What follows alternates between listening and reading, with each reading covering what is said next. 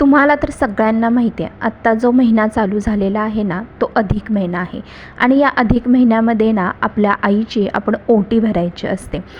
आणि आईची ओटी का भरायची आणि सासूची ओटी का भरू नये, तर हे तुम्हाला आजच्या व्हिडिओमध्ये मी सांगणार आहे. पण त्यापूर्वी जर व्हिडिओला लाईक करा, शेअर करा आणि सबस्क्राईब करायला विसरू नका.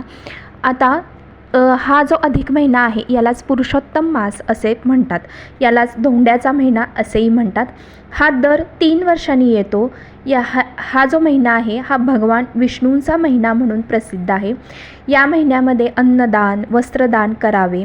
त्याचबरोबर जप, पूजा हे आध्यात्मिक महत्त्व आहे या महिन्याला, म्हणून जास्तीत जास्त आध्यात्मिक कार्य या महिन्यामध्ये केले जाते. याच महिन्यामध्ये सत्यनारायणाची पूजा घालून घ्यावी असं म्हणतात आणि विष्णूची भक्ती या महिन्यामध्ये जास्त करावीत.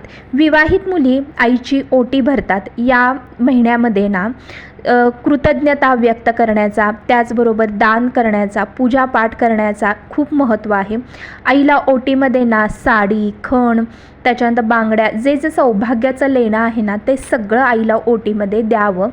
आईची ओटी भरावी, कारण आईनं ना आपल्या मुलीचे दान करून, कन्यादान करून ना खूप मोठं पुण्य केलेलं असतं आणि आपल्याला ना एका नवीन घरामध्ये जाऊन तिथं ॲडजस्ट होण्याची आपल्या आईनं आपल्यामध्ये ताकद दिलेली असते.